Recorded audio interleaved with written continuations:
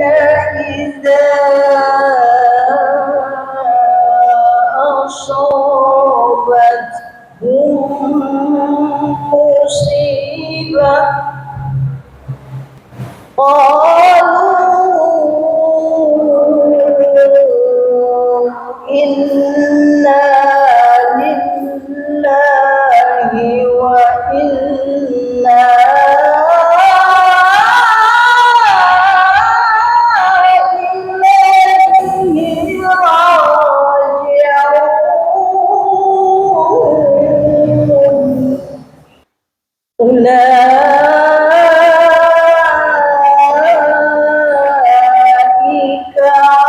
alaihim salawatun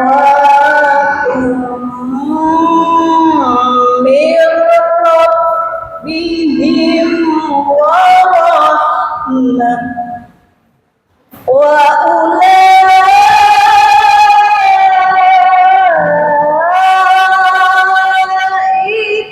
humul muhtadun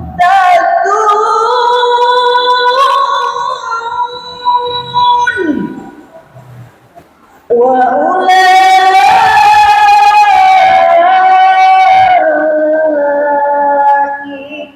humul muhtadun.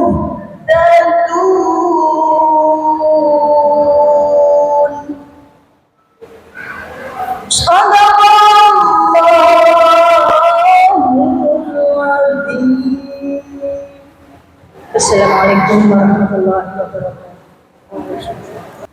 Selanjutnya acara yang ketiga yaitu ini pengajian yang disebut dengan tausiah yang akan disampaikan oleh Ustaz Tangguh tadi kepadanya.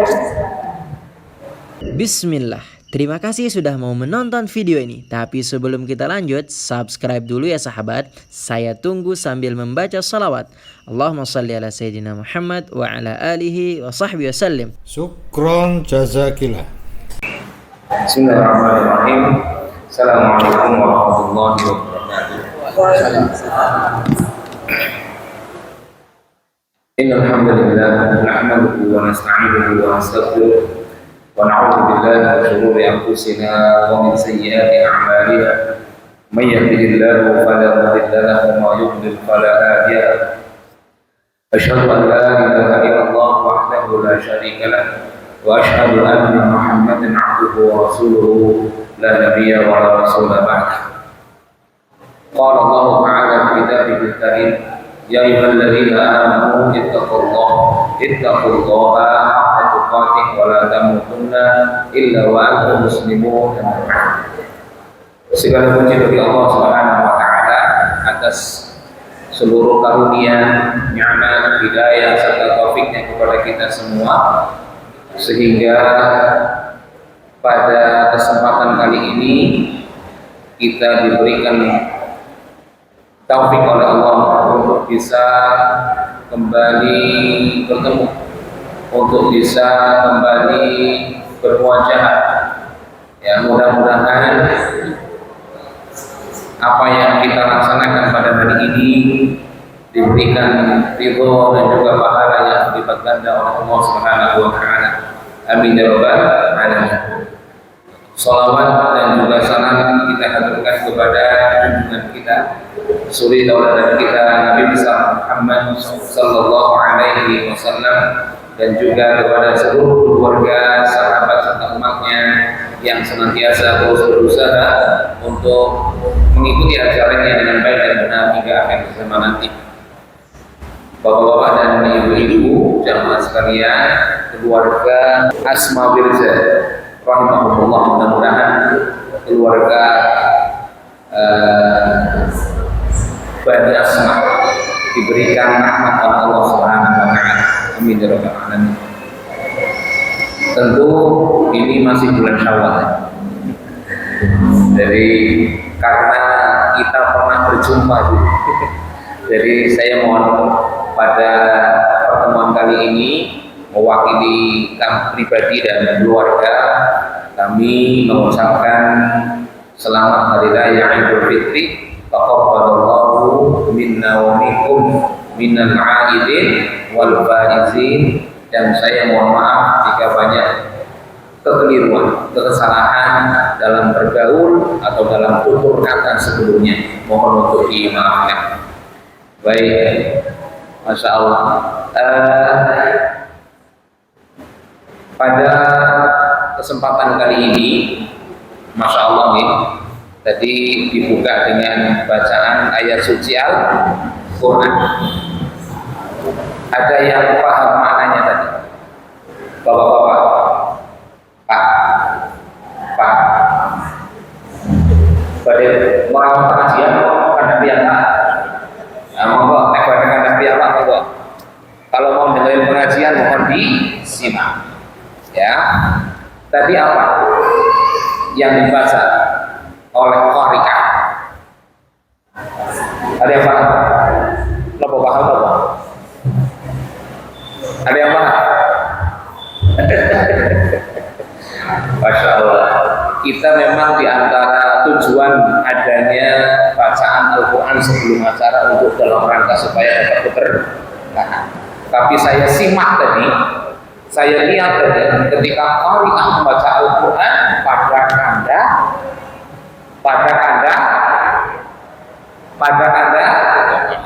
kenapa itu?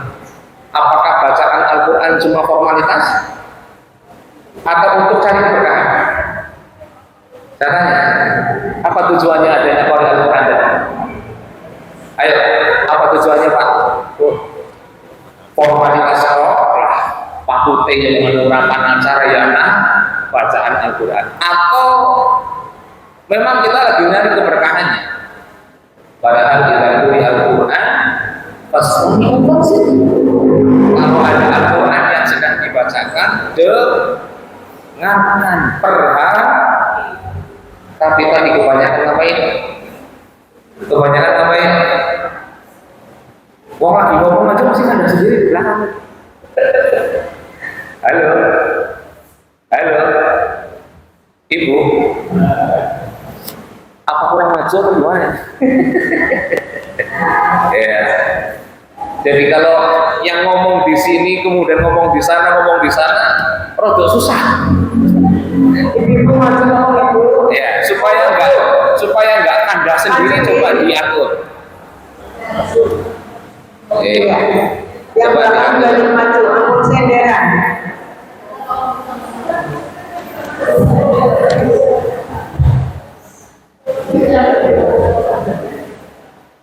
Supaya bisa mengambil banyak manfaat. Tadi qari'ahnya Masya Allah luar biasa, Pak. Bagus sih. Bagus sama datang. Bagus dong buat Bu qari'ahnya. Bagus.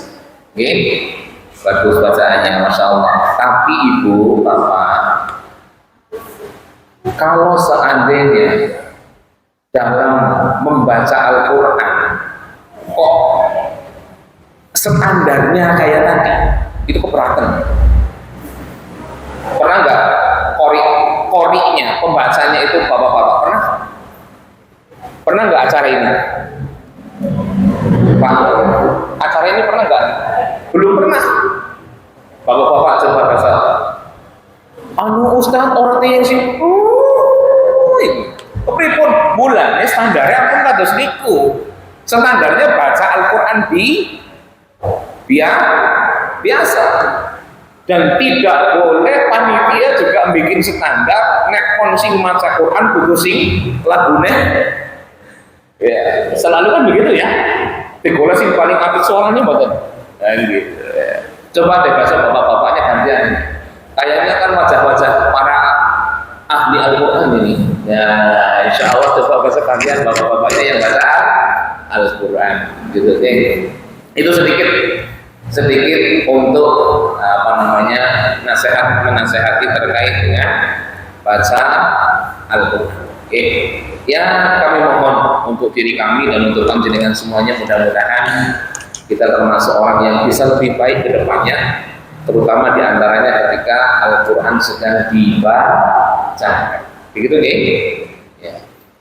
Baik, pada pertemuan kali ini kami akan sedikit menyampaikan salah satu hadis dari Rasulullah SAW. Yang hadis ini sangat kompleks maknanya, sangat luar biasa maknanya. Ya, bisa masuk ke dalam sisi kemasyarakatan, pribadi, atau company, perusahaan, atau yang lain. Ya. Jadi hadis yang sangat luar biasa, hadis yang diriwayatkan oleh Al-Imam Ibnu Majah dalam kitab Sunannya Sahih Sunan Ibnu Majah. Dikatakan bahwa Rasulullah SAW pernah bersabda, Inna minan nasi mafatihal mafatiha lil khairi wa maghaliqa lil syarr. Ada dua jenis manusia. Disampaikan oleh Rasulullah, ada dua jenis manusia. Manusia pertama, yakni mafatihil khairi wa maghaliqal lisar. Manusia yang sebagai pembuka kebaikan dan penutup keburukan. Manusia yang punya sifat suka membuka kebaikan dan menutup keburukan. Wa inna minan nasi mafatihal lisar wa maghaliqal khair. Tapi ada juga jenis kedua. Apa jenis kedua itu? Orang yang menjadi pembuka keburukan dan menutup atau penutup kebaikan. Sudah mulai paham? Jadi pertama, manusia jenis pertama itu orang yang suka menjadi pembuka kebaikan bagi orang lain dan penutup keburukan bagi orang lain. Itu yang pertama. Yang kedua, ada orang yang punya ciri-ciri, punya sifat, punya sikap yang suka membuka keburukan untuk orang lain dan menutup celah kebaikan untuk orang lain. Dan Rasulullah melanjutkan sabdanya, wa tuba liman ja'alallah mafatihal khair ala yadihi. Maka sungguh sangat beruntung orang yang Allah jadikan sebagai pembuka kebaikan bagi orang lain. Wa wailun liman ja'alallah mafatihal lisar ala yadihi. Dan sungguh celaka bagi orang yang Allah jadikan dia sebagai pembuka keburukan bagi orang lain. Ini tema kita. Tapi tolong teman-teman tema. Temanya jadilah sebagai pembuka kebaikan bagi orang lain, itu temanya. Ya, tapi yang kita akan bahas adalah hadis yang tadi. Hadis yang tadi tentang dua jenis manusia. Satu, orang yang suka membuka jalan kebaikan bagi orang lain dan menutup pintu keburukan bagi orang lain. Dan satu lagi, orangnya sebaliknya, yang suka dibuka keburukannya dan malah justru kebaikan-kebaikan ditutup. Ya, kira-kira dari dua orang ini mana yang paling baik? Yang pertama. Kita akan bahas satu persatu. Orang jenis pertama, yakni orang yang dia punya ciri-ciri suka membuka kebaikan bagi orang lain dan menutup celah keburukan bagi orang lain. Siapa mereka? Yakni orang yang senantiasa menebar kebaikan dan berusaha menutup celah-celah terjadinya keburukan.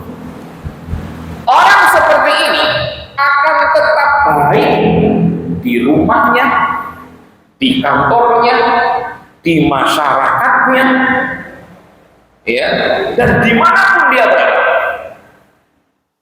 Dia akan baik melalui akhlaknya. Dia akan baik melalui kebijakan-kebijakannya. Dia akan baik melalui hartanya. Dia akan baik melalui tutur katanya. Nah, itu orang itu akan baik dimanapun, termasuk kepada keluarga. Dia akan baik dengan akhlaknya, tutur katanya, dengan hartanya, dengan sikapnya, dengan kebijaksanaannya. Dampak bagi orang lain itu akan terasa sangat bermanfaat, terasa akan sangat banyak bermanfaat. Dan dia ketika melihat sesuatu yang buruk akan berusaha untuk menutupi.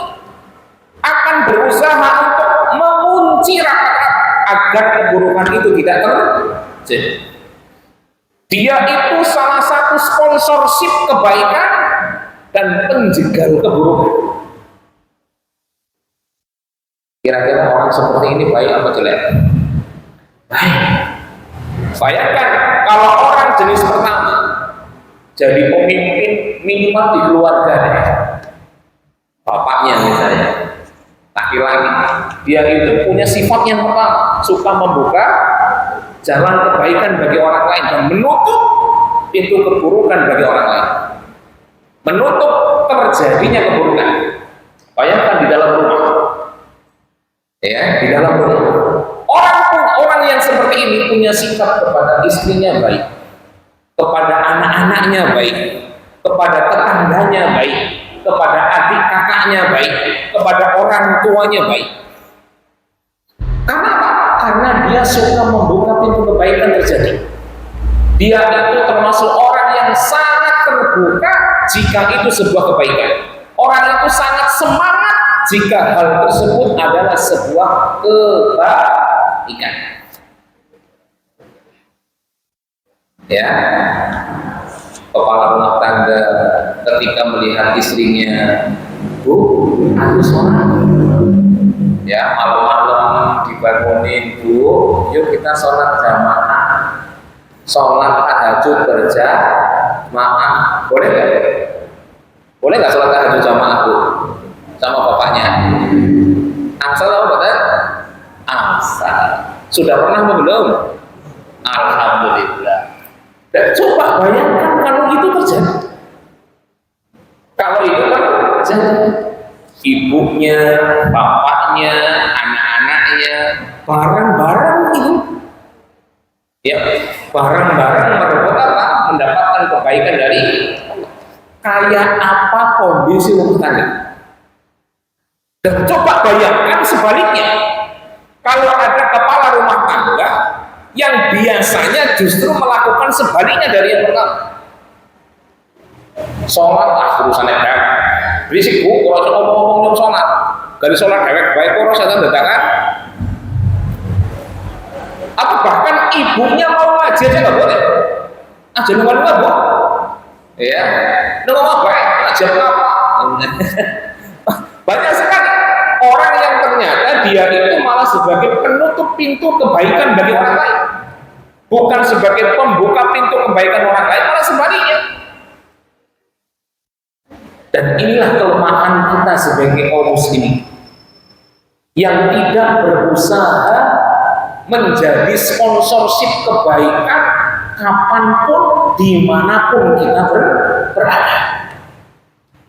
Kadang-kadang nafsu itu lebih mendominasi diri kita dibandingkan kebaikan. Bayangkan aja, kalau kita bisa bikin perumpamaan ketika pilkada gitu. Ketika pilkada ini, orang itu cenderung kepada kebaikan apa cenderung kepada sosok tertentu? Sosok. Apapun yang dilakukan lawannya, entah itu kebaik apapun atau walaupun itu sebuah kebaikan, pasti nggak akan cocok. Apapun yang dilakukan oleh musuhnya, oleh lawannya, walaupun itu sebuah kebaikan, pasti dia tidak akan setuju. Bahkan mau menutupi kebaikan calonnya. Harus bagi-bagi sembako, misalnya, bagi-bagi sembako baik apa buruk? Bisa jadi nggak acara itu dibubarkan? Bisa nggak? Akan terjadi atau enggak? Terjadi, ya, terjadi, ya, terjadi, ya. Dan kita kadang-kadang masih terlalu sibuk dengan hal-hal yang sifatnya mengikuti hawa nafsu ketimbang mengikuti ilmu syariat, ketimbang mengikuti ilmu syariat. Contoh, ini silaturahmi tahunan nih Pak. Oh bulanan, Masya Allah. Silaturahmi seperti ini baik apa jelek? Baik apa jelek? Baik. Jika ada orang yang senantiasa menjaga kebaikan ini terus ada. Orang itu termasuk pembuka kebaikan atau bukan? Termasuk. Tapi kalau misalnya ada di antara kita justru memprovokasi untuk apa yang terjadi setiap bulan itu, wah, aja berbulan lah, ketemu sering temen, 3 bulan apa setahun sebisa. Ini pada sibuk, ini pada repot, ini pada ame acara. Orang ini masuk ke dalam pembuka pintu kebaikan apa pembuka pintu keburukan? Ah, itu tadi maksudnya. Kadang kita itu masih sering mengikuti hawa nafsu pendidik ilmu syariat. Terkadang begitu. Ya. Contoh.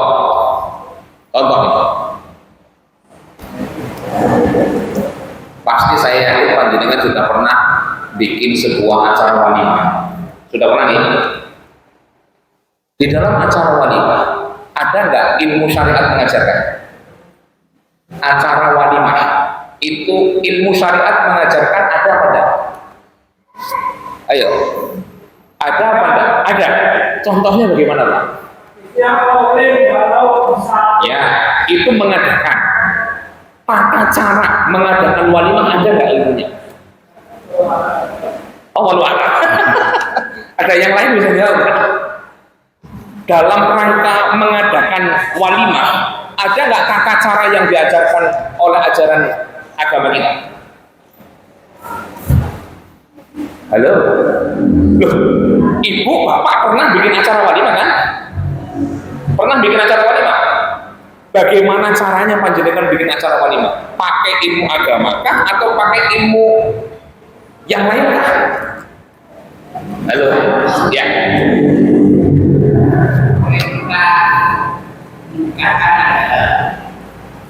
Terkait pelaksanaan itu mengambil alat tentang kebaikan yang berada di masjid. Ketika ada tradisi itu baik, meskipun tidak ada hadis yang mengatakan sepanjang itu mengarah kepada alhamdulillah, mengarah kepada akhlak berjamaah, kebaikan kelompok, kebaikan komunitas, maka sangat tidak menentukannya. Yang penting perintah itu, perintah secara umum adalah alhamdulillah. Ada praktek di dalam lokalitas karena beda situasi, beda tempat, ada beda-beda di dalam fikih pendidikan. Yang pertanyaan saya, ada nggak ajaran agama terkait pelaksanaan walimah? Sekarang tidak ada. Oh, nggak ada. Panjenengan nggak ada atau nggak tahu? Panjenengan mengatakan tidak ada itu karena nggak tahu atau memang karena nggak ada? Nah, di sana kan ada silaturahmi. Kalau yang silaturahmi, Ya, saya sedang tidak membahas itu. Saya sedang membahas apa ada tidak ajaran agama terkait pelaksanaan dalam tata cara pelaksanaan walimah. belum tentu kan? Oh gitu. Belum belajar gitu maksudnya. Berarti bukan tidak ada. Itu kan gentleman kalau begitu. Ya, gentleman kalau belum menemukan itu perlu belajar. Begitu ya? Perlu belajar, ya kan? Karena walimah ini ibadah. Gak mungkin walimah itu ibadah tanpa ada tata cara yang dia jangan. Sedangkan Rasulullah ketika memerintahkan kepada salah satu sahabatnya Abdurrahman bin Auf, apa yang Rasulullah katakan? Auli walau bisa bikin walimah walaupun cuma nyembelih seekor kambing. Masa Rasul memerintahkan untuk bikin walimah, Rasul juga tidak kemudian mengajarkan tata cara walimah? Kan begitu ya? Maka perlu kita tahu sebetulnya di antaranya ini. Dan jangan jadi kita itu menjadi orang yang justru membuka pintu keburukan bagi orang lain dan menghilangkan potensi menjadi pembuka pintu kebaikan untuk orang lain. Gitu. Kenapa? Banyak orang yang mengerjakan tata cara walimah itu jauh dari agama kita, jauh.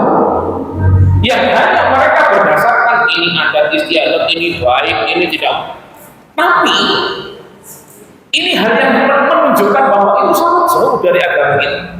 Contoh ya, saya mau beri contoh yang agak jauh dari agama kita. Ya, saya nggak ngomong masalah pakaian adat istiadat, saya nggak ngomong. Masalah yang pertama, ngundang biduan. Ada dalam ajaran Islam. Baik ini. Baik. Saya tanya, baik apa enggak itu?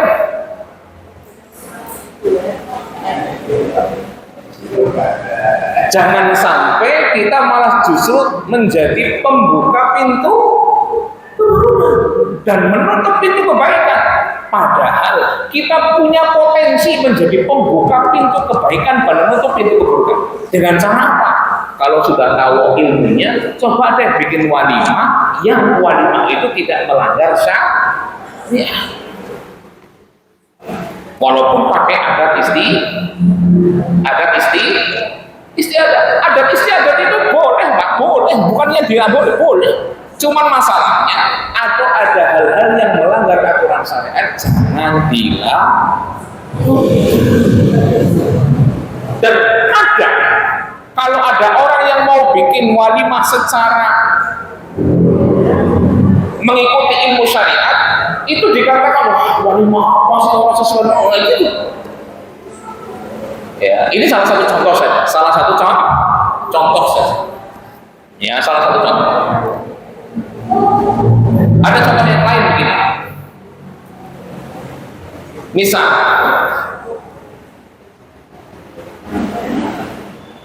kita punya tetangga.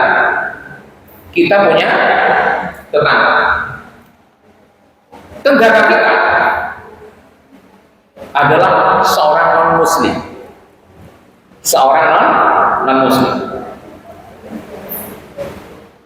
Kita punya kelebihan harta.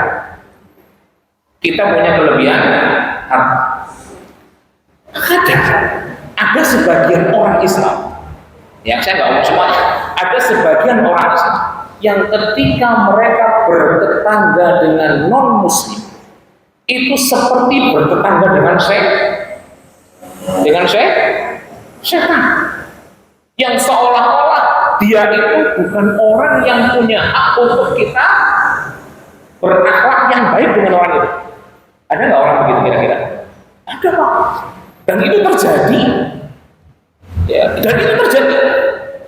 bahkan seringkali orang non-muslim yang tetangganya itu tidak diberikan hak sebagaimana tetangga yang lain.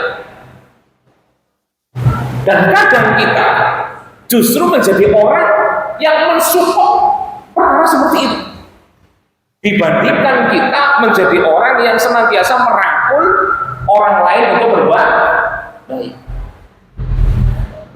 Contoh yang lain, panjenengan ada grup WA nih, di Bani Asma ini ada grup WA-nya, ada. Di grup WA ada nggak yang biasa nge-share tentang tulisan-tulisan yang baik, tentang video-video yang baik, tentang nasihat-nasihat yang baik? Ada? Tapi ada nggak yang ketika di grup itu yang nge-share sesuatu yang sifatnya seronok gitu, sifatnya bercanda yang tidak etis? Ada nggak kira-kira? Kira-kira yang pertama itu termasuk orang yang seperti apa, dan yang kedua termasuk orang yang seperti apa? Kalau orang yang biasa menyebarkan hal-hal yang baik kepada orang lain, tentu itu akan masuk ke dalam kategori mafatihul khair wa maghaliqal lisan. Dia akan termasuk orang yang suka membuka jalan kebaikan, orang lain mendapatkan kebaikan dari dirinya. Dan tapi orang yang kedua yang suka men-share sesuatu yang tidak baik, yang seronok, yang tidak pas, tidak sopan, tidak santun, maka itu akan bisa berpotensi menjadi mafatihul syarr wa maghaliqal khair, akan menjadi pembuka keburukan terjadi lagi selanjutnya. Kayak besar sing ala-ala orang apa itu, kayak besar masalah lagi orang apa itu akan menjadikan orang lain punya keinginan melakukan yang sama. Gitu. Ini salah satu contoh sederhana saja. Salah satu contoh sederhana saja. Ya. Dan kita tidak berharap bahwa kita masuk ke dalam kategori yang kedua. Kenapa? Karena Rasulullah mengatakan wailun. Apa wailun? Celaka kalau kita menjadi orang yang justru menutup pintu kebaikan terjadi. Menutup pintu kebaikan terjadi. Ya. Ada orang yang ingin berpikir, misalnya ada orang yang anaknya mungkin rajin berpikir kepada Allah atau pakai jilbab kalau perempuan, ada orang tua yang aja jilbab mana di sini, ada yang seperti itu walaupun nggak di sini loh. Tapi ada contohnya orang-orang yang menutup pintu kebaikan bagi orang lain, terjadinya kebaikan pada orang lain dengan sikapnya, dengan sifatnya, dengan kebijakannya, dengan hartanya. Ada orang yang ingin membuat pengajian ya di suatu tempat, kemudian dengan hartanya dia memprovokasi orang lain untuk membubarkan pengajian itu. Nah, itu termasuk mafatihul syarr wa maghaliqul khair, menutup atau membuka pintu keburukan dan menutup pintu kebaikan. Ya, termasuk di lingkup keluarga Asma ini. Saya menasihatkan untuk diri saya tentunya dan kepada orang lain. Yuk, kalau dalam hal kebaikan, yang kebaikan itu tidak melanggar aturan syariat agama, support. Ayo kita support. Kita support. Jangan pernah justru malah kita menjadi orang yang menjadi apa ya namanya? Lawannya support itu apa? Lawannya support kan apa? Menghalangi, betul. Jangan menjadi orang yang menghalangi terjadi kebaikan. Ya, minimal dalam lingkup keluarga Asma ini. Ya. Tapi ingat, kebaikan yang dimaksud di situ al-muwafiq li syar'illah. Kebaikan itu selama sesuai dengan syariat Allah atau tidak melanggar dengan syariat Allah. Kalau jika terjadi sesuatu yang melanggar aturan syariat Allah, maka gunanya maghaliqa lisyarr, berusaha menutup jalan keburukan itu semampunya.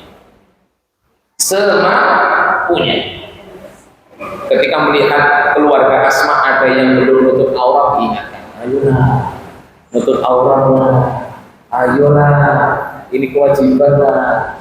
Memotivasi, mensupport, ya. Bukan hanya masalah mengingatkan tentang ayo berbuat baik, tapi juga memotong bagaimana keburukan terjadi. Ya, jadi mafatihul khair itu adalah orang yang senantiasa menjadi sponsorship. Ya, entah itu bentuknya support, entah itu bentuknya doa, entah itu bentuknya harta, entah itu bentuknya ide, entah itu bentuknya apa lagi, saran, masukan. Selama itu kebaikan, maka itu bisa menjadi potensi kita masuk ke dalam golongan mafatihul khair yang dicintai oleh Allah Subhanahu wa Ta'ala. Bahkan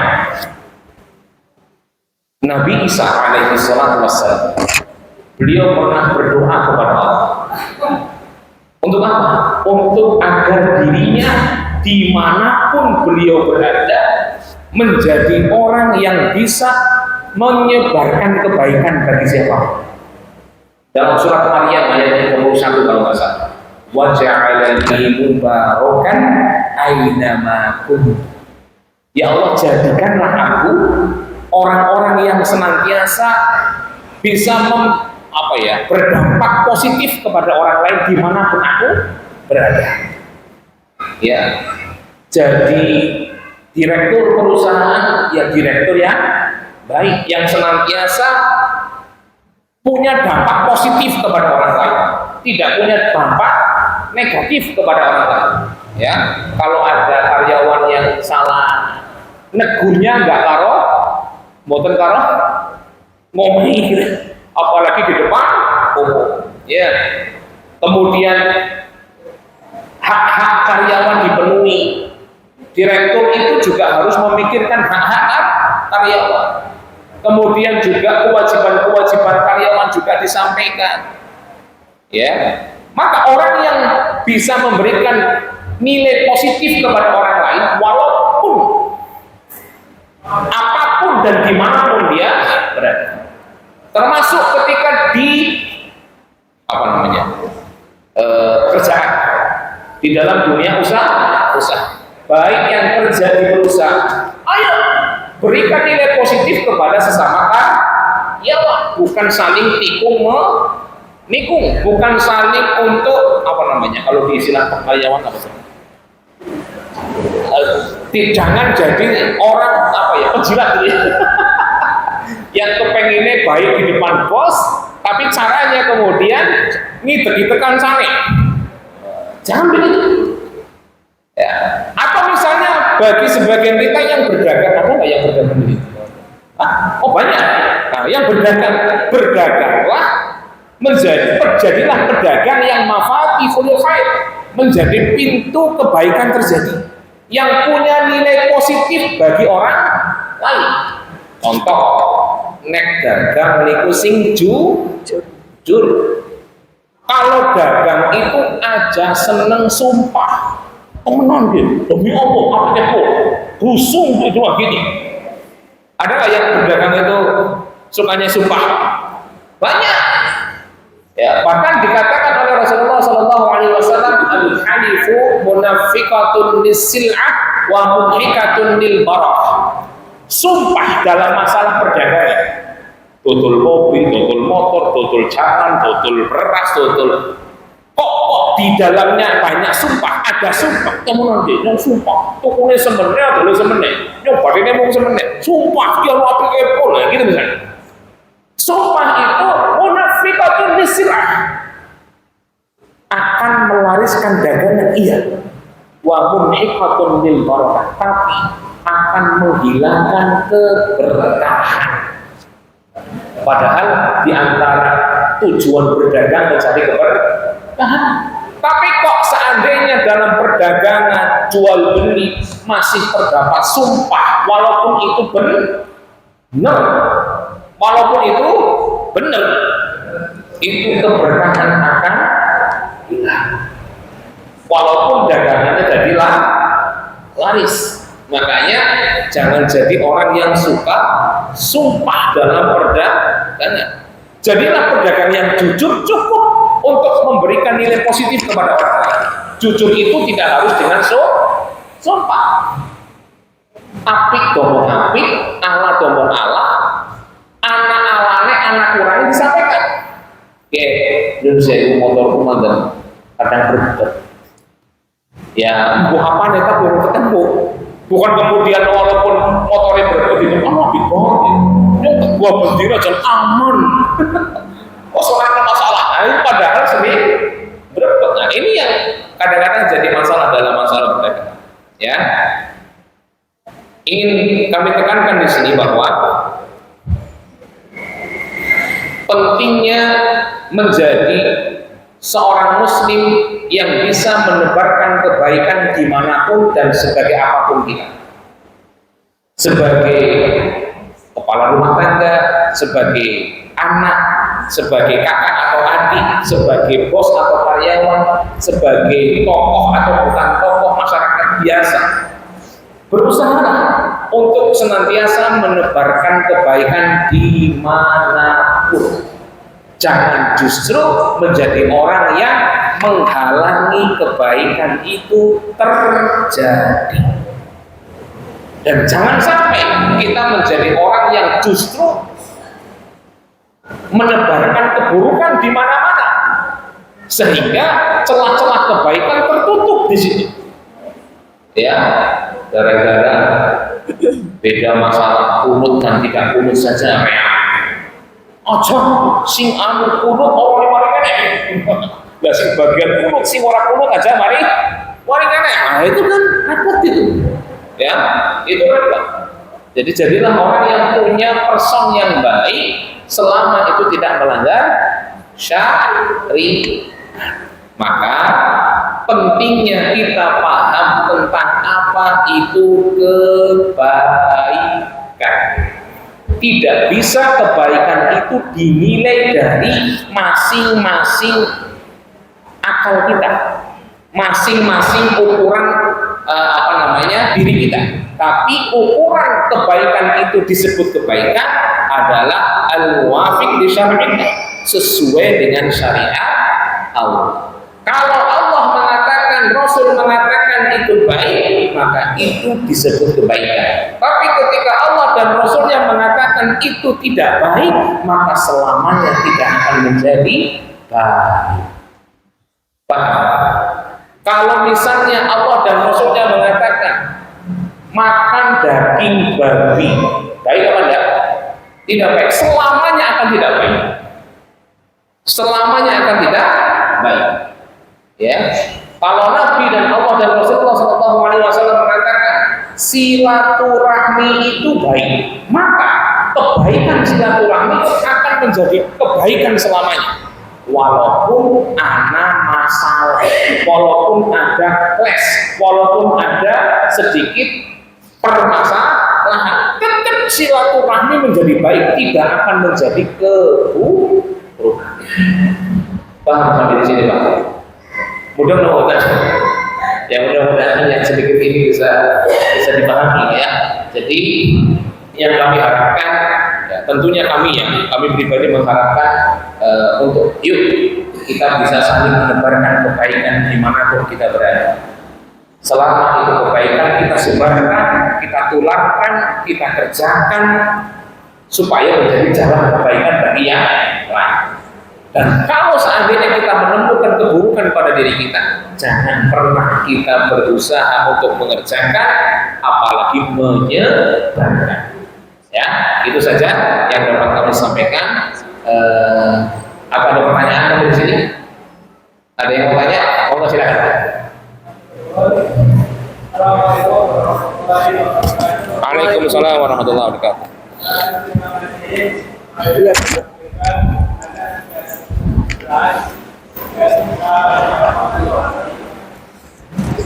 Cuma dalam kaitan yang katakanlah sifatnya ijtihadiyah, kira-kira begitu, itu mungkin ada sifatnya apa ya, ijtihadi lah gitu. Oh, ijtihadi. Oh, ya. Ijtihadi. Mungkin dan sering kita terjadi perbedaan. Ya, satu contoh saja, misalnya ini, maaf yang gampang saja. Ada orang mau tidur di masjid, satu sisi mengatakan silakan, ini rumah Allah, tapi mungkin security mengatakan jangan tidur di sini. Itu saya kira sifatnya ya pertimbangan masing-masing lah ya. Nah, itu kan terjadi perbedaan pendapat dalam arti hal ini. Ya, itu sekedar contoh saja. Kira-kira yang semacam itu kan ya mesti terjadi di antara kita lah. Mohon kira-kira ya pencerahannya gitu. Coba saya terangkan lagi supaya tidak salah paham saya. Yang panjenengan Bapak maksud, apakah bagaimana sih ada orang yang mengatakan tidak boleh tidur di masjid? Ada orang yang mengatakan tidak apa-apa di masjid karena itu masjid rumah Allah. Yang sebaiknya bagaimana begitu? Ya, kira-kira sekedar contoh saja begitulah. Oh, gitu. Kasus bahwa ada hal yang menurut seseorang itu sebaiknya jangan, tapi ada yang lain mengatakan menyarankan. Tadi kan masalahnya dengan mafatihul khair dan maghalikul khair tadi lah. Terima kasih. Masya Allah, luar biasa. Nah, ini masalah contohnya begini.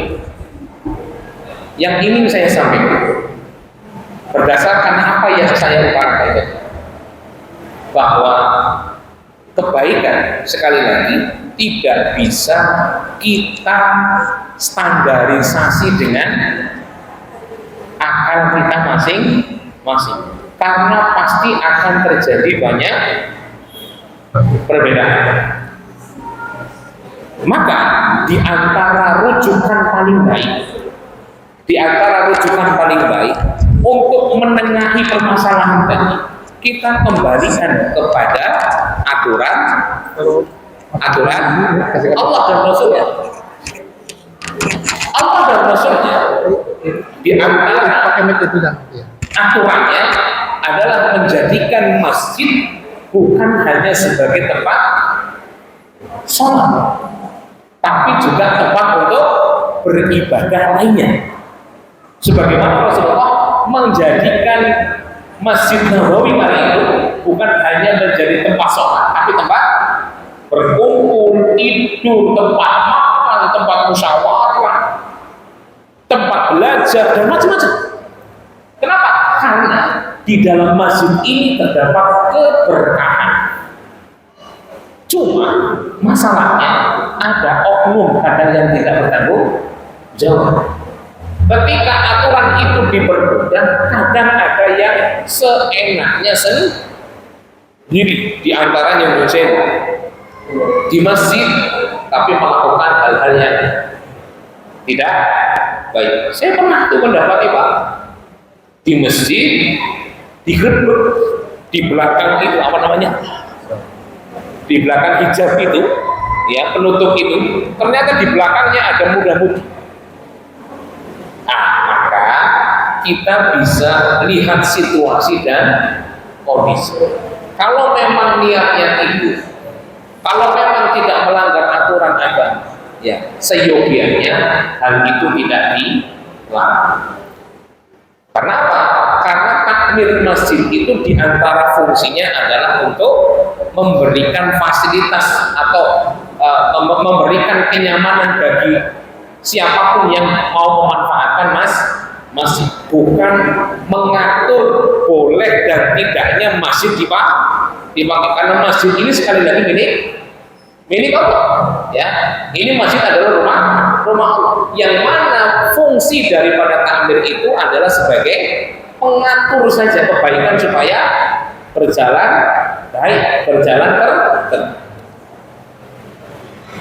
Maka ini menurut pertimbangan ilmu yang saya pahami, bahwa tidur di masjid itu sebetulnya bukan sesuatu yang terlarang, ya. Cuma perlu disampaikan kepada pihak yang ingin beristirahat di masjid untuk bisa menjaga kebersihan, menjaga kenyamanan, menjaga ketertiban, supaya apa? Supaya orang lain yang nanti memanfaatkan masjid juga merasakan kenyamanan, ya, kebersihan yang sudah terjaga. Itu diantara. Jadi kalau melarang dan tidak melarang, menurut saya kurang pas. Tapi boleh dengan catatan, gitu. Itu lebih indah sepertinya. Silakan Bapak, tapi tolong dijaga nih. Ini karena untuk sholat, jadi tolong saya maaf untuk bisa menjaga kebersihan, ya, untuk menjaga ketenangan, untuk menjaga keindahan, supaya masjid itu tetap berada pada fungsinya. Nah itu boleh seperti itu. Itu wallahu a'lam bishawab, menurut saya begitu terkait dengan apa yang disampaikan beliau. Wallahu a'lam bishawab. Ada yang lain? Cukup? Ibu-ibu ada yang bertanya? Ya, baik. Kalau tidak ada yang mau tanya, alhamdulillah. Berarti sudah paham semua. Mudah-mudahan begitu. Yang ingin kami sampaikan terakhir, bahwa sekali lagi kita tentu manusia biasa yang tidak luput dari kesalahan. Tapi yang paling penting berusaha, karena Allah tidak hanya akan melihat hasil akhir, tapi Allah juga akan menilai proses. Ya, berusahalah jadi orang yang senantiasa menebarkan kebaikan bagi orang lain, ya, menjadi jalan kebaikan bagi orang lain, dan jadilah orang yang menutup celah-celah keburukan terjadi, baik, ya, pada diri kita maupun pada orang lain. Karena itulah diantara yang senantiasa diingatkan oleh Rasulullah SAW kepada diri kita sebagai seorang muslim. Demikian apa yang dapat saya sampaikan. Sekali lagi saya mohon maaf atas segala kesalahan, kekeliruan dari apa yang kami sampaikan, ya. Mohon untuk dimaafkan. Akhirul da'wana alhamdulillahirabbil alamin. Assalamualaikum warahmatullahi wabarakatuh.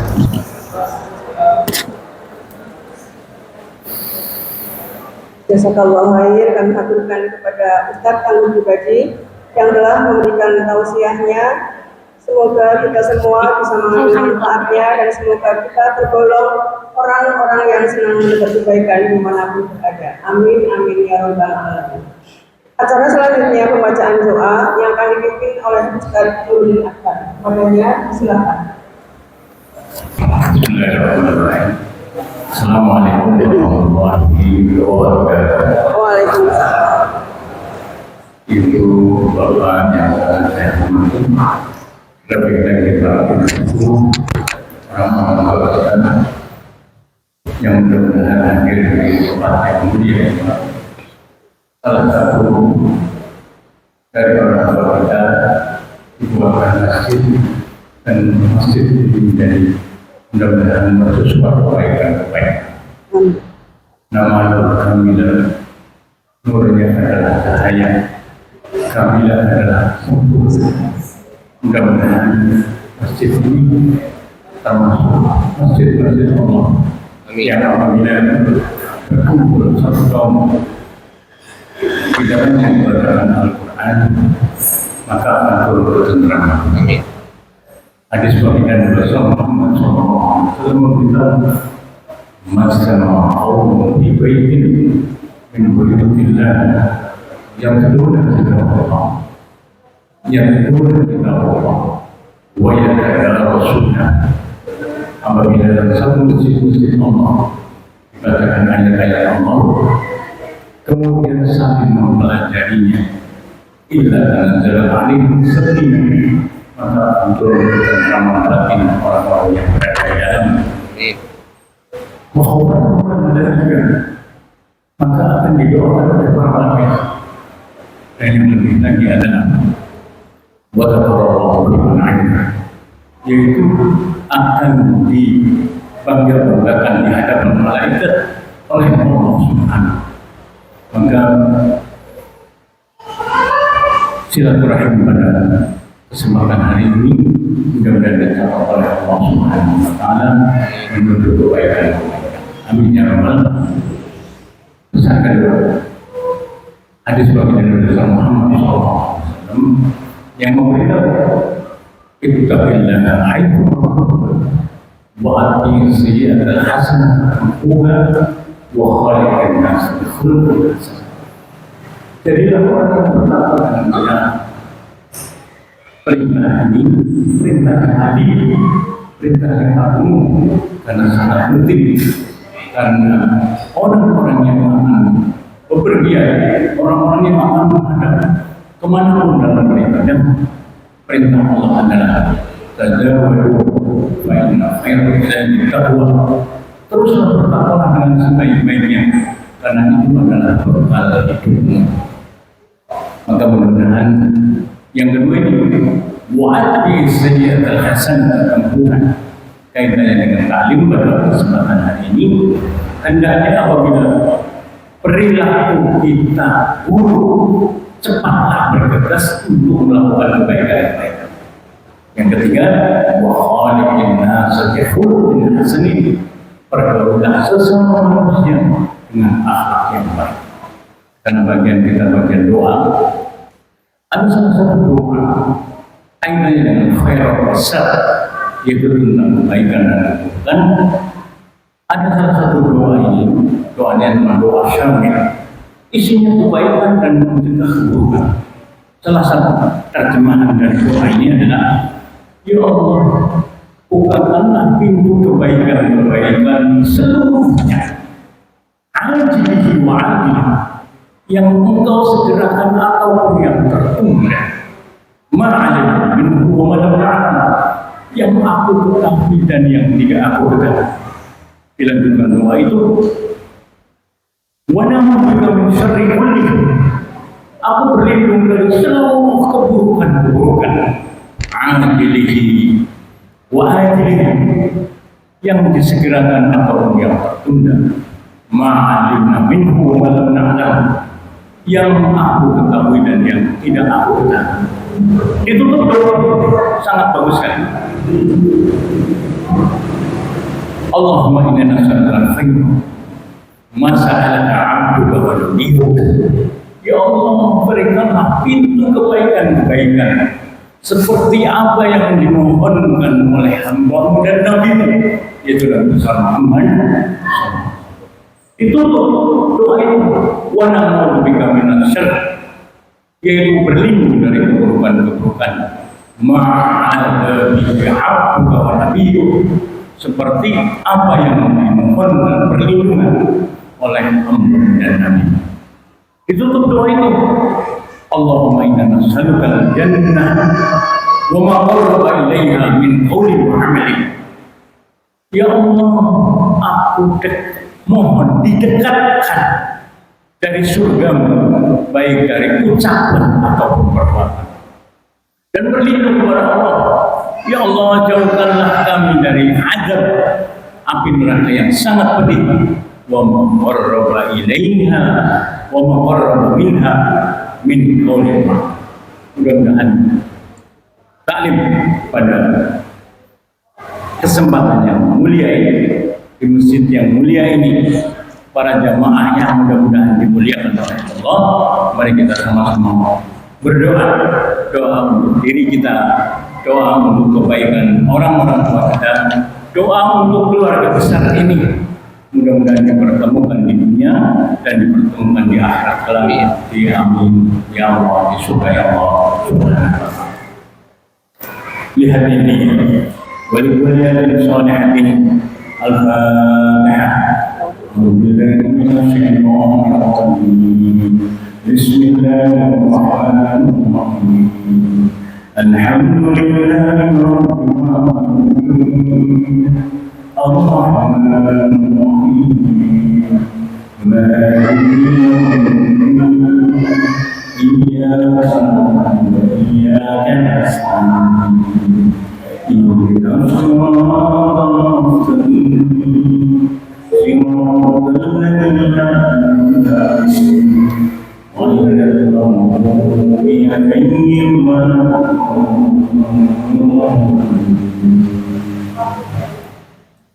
Mari kita membaca doa dan aminkan doa ini, dan semua anggota keluarga ini ingat orang tua masing-masing. Mudah-mudahan yang sudah wafat diberikan kelak nanti yaitu sholat dari pemberian Muhammad Sallallahu, yang masih bersama kita. Mudah-mudahan dikuatkan dan ditambahkan umurnya, dan ketika tambah umurnya bisa benar kepada Allah. Allahumma shalli wa sallim wa barik ala sayyidina Muhammadin sayyidil awwalin wal akhirin wa ala sahabati rasulillahi ajma'in. Alhamdulillah wa ni'mahu wa bihamdihi ya rabbal alamin. Amin. Jalalika wa jazal karim wa alim sultan. Allahumma lil mu'minin wal mu'minat wal muslimin wal muslimat al ahya'i minhum wal amwat innaka sami'un qarib mujibud da'wat ya rabbal alamin ya rabbal muhammad. Allahumma ja'alna istima'an marhuman wa taqabbal min ba'dihi tawafan ma'suma. Allahumma ya muqallibal sabbit qulubana ala dinik wa ala ta'atika ya arhamar rahimin. Rabbana atina min ladunka rahmah wa hayyi' lana min amrina rashada. Rabbana la tad'alna fi ma'mina hadha illa ghafarta wa la hamman illa farajta wa la daynan illa qadaytana wa la musiran illa yasarta. Allahumma inna nas'aluka 'ilman nafi'an wa rizqan wasi'an wa shifaan min kulli da'in. Rabbana ighfir lana wa liwalidayna warhamhum kama rabbayana shighara. Rabbana hab lana min azwajina wa dhurriyyatina qurrata a'yunin waj'alna lil muttaqina imama. Allahumma rabbana atina min ladunka rahmah wa hayyi' lana min amrina rashada. Rabbana anzilna munzalan mubarakan wa anta khairul munzilin. Rabbana atina fid dunya hasanah wa fil akhirati hasanah wa qina adzabannar. Subhana rabbika rabbil izzati amma yasifun wa salamun alal mursalin walhamdulillahi rabbil alamin. Terima kasih jazakallahu khairan. Mudah-mudahan yang hadir doanya dikabulkan, yang tidak hadir kita doakan karena amin malaika yaitu mengaminkan malaikat semuanya mendapatkan barokah. Assalamualaikum warahmatullahi wabarakatuh. Sebagai penutup pada kita dulu bersama dan sebagai doa pertemuan kita bersama-sama. Subhanallahumma wa bihamdika asyhadu an la ilaha illa anta astaghfiruka wa atubu ilaik. Jadi kami mohon maaf atas segala kekurangannya dan kami mohon hidayah. Assalamualaikum warahmatullahi wabarakatuh.